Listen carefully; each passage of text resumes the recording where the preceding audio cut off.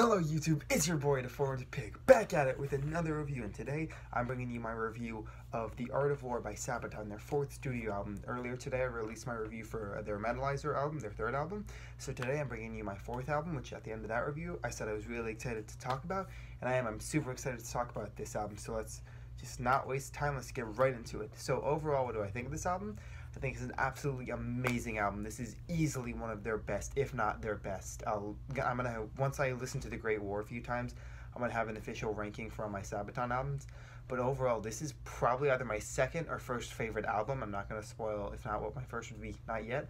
But anyways, I think overall this is absolutely amazing album. It has some of their best tracks like Ghost Divisions, The Art of War, 40 to 1, Panzer Camp, The Price of a Mile, Cliffs of Gallipoli. I totally just pronounced that wrong. But anyways, it has so many amazing songs in it, and what I like is it's not just a great selection of songs, but it's a great selection of songs that flow together to really make a great album. I've been watching my other reviews, and I do a lot of hand gestures like this. I'm emphasizing my point with my hands. I don't know why. Loud noises! Anyways, so back to what I was saying. The songs kind of flow together really well, and it's a really good breath of fresh air, especially coming after Atero Dominatus and Metalizer. It's great. It's their kind of feels almost like an updated version of Primo Victoria, where all the lyrics are pretty much about World War II and themes of war. And one thing I like about it is the interludes with like the actual quotes from the book The Art of War. When their entire songs, such as Sun Tzu says, the nature of warfare are a secret, it can get kind of annoying and they don't really need to be on the album. But when it comes right before or right after a song, such as like literally every song either starts or ends with that, it can be kind of cool, and overall I think adds a lot to the album. It truly makes it feel like it's like The Art of War. It really does a great job with that. And since, I'm a pretty big history buff, so I absolutely love that all the lyrics are about World War II. And most of their lyrics are about that, except on Metalizer. And I absolutely love like the lyrical theme. It just appeals to me so much, being a history buff. So those are some of my overall thoughts. Now let's get straight into the track by track. So number one, there's 15 songs on this album, even though 3 aren't real songs, and one of those 3 songs is Sun Tzu Says, and it's not a real song. I'm not even going to talk about it. It's just a small quote from The Art of War, and that's it. And it goes straight from that into Ghost Division, which is easily one of their best songs. It's the song that really got me into Sabaton and really got me liking Sabaton, because I'd already heard The Last Stand, and I was like, okay, this is pretty good, I like this band. But then I heard Ghost Division, and I was like, bruh, it's such a good song. It has high energy. It's one of their best openers, probably their second best next to Primo Victoria. It's just absolutely amazing. I love it. Everything about this song is amazing.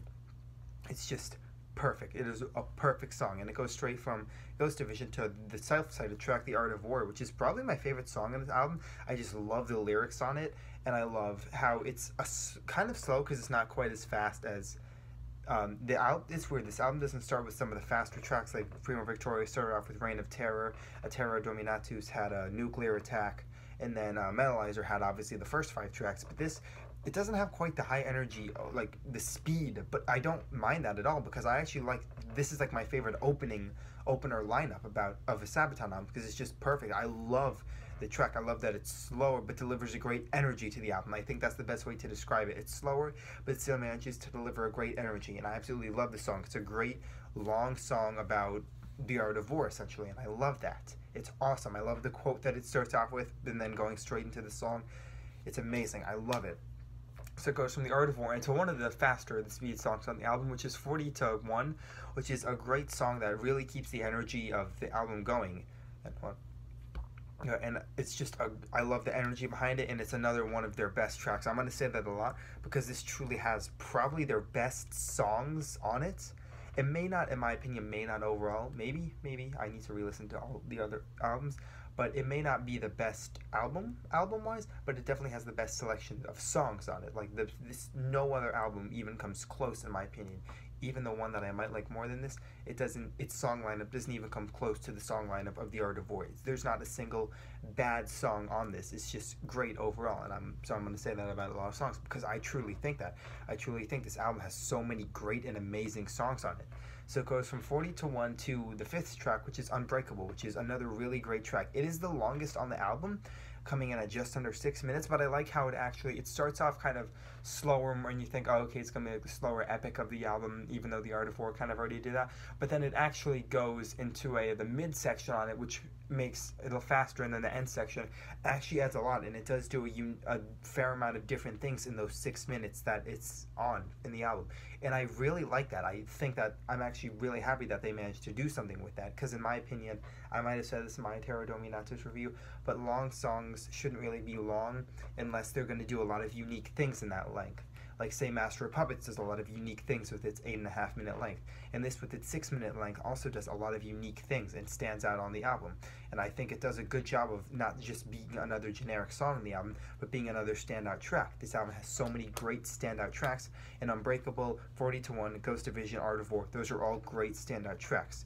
So it goes from Unbreakable to another song that isn't real. It is a Mysterio illusion. It's not real. Mysterio created this illusion. It's the nature of warfare. It's like 1 minute and 20 seconds or something, and it's just, it has something in my throat there.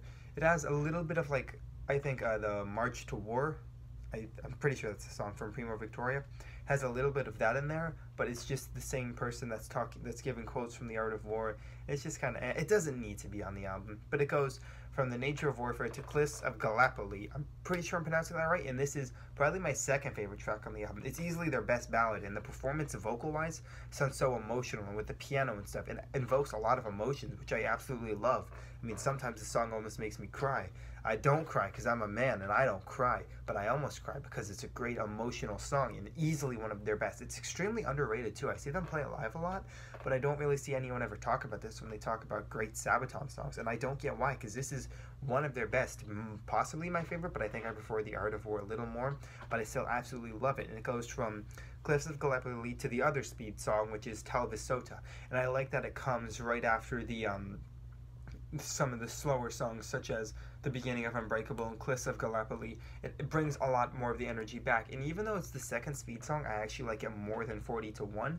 I think it's just a better song, and I think it does a good job of bringing back the energy. So it goes from Tel Visota into Panzer Camp, which is another classic Sabaton song. This is one of their more popular songs, and I understand why. It's slower. It almost sounds like a march at some point, which I think actually adds a lot to the feeling that it's about war, that it's in with the soldiers pretty much, and I love the mid section with the solo, and it's overall an absolutely amazing song, another one of their classics. So now we're on to track number 10, which is Union, or Slopes of St. Benedict, which is a really underrated song in my opinion. I really enjoy it, and I think it's a great standout track in an album filled with great standout tracks.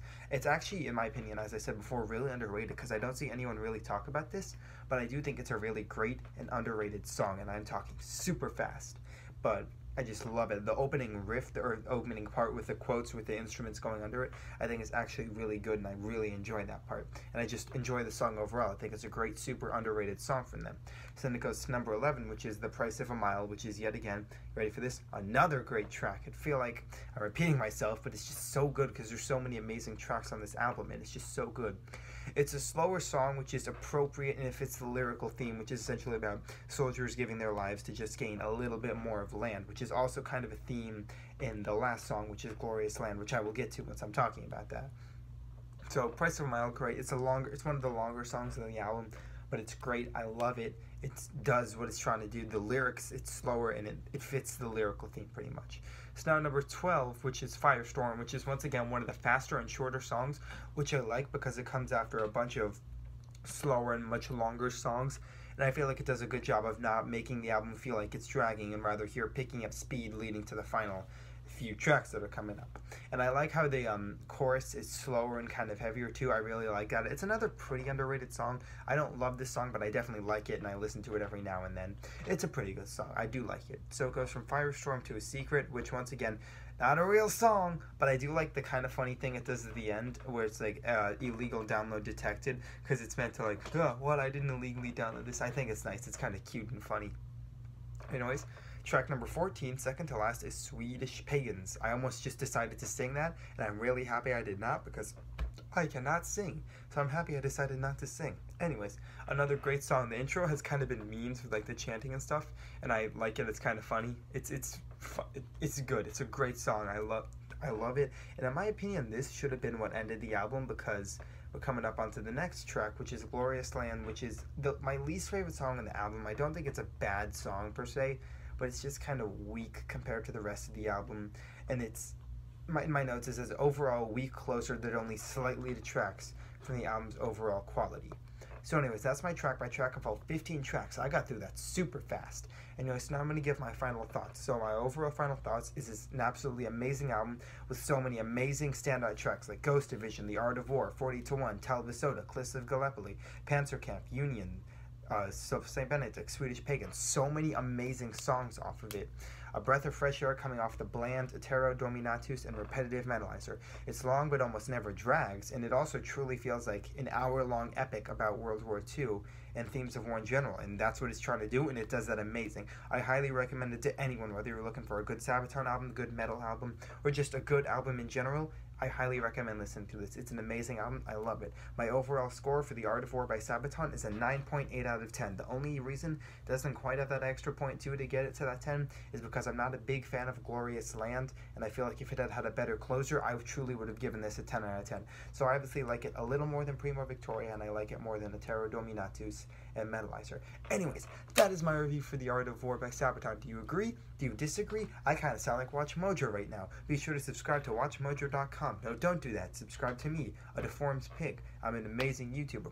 Anyways, thank you. Tomorrow I will be bringing you my review of Coat of Arms by Sabaton, which is their other album that came after The Art of War, and I'm also pretty excited to talk about that album. Anyways, thank you so much for watching. Be sure to like, comment, and subscribe, and I will see all you people in the next video.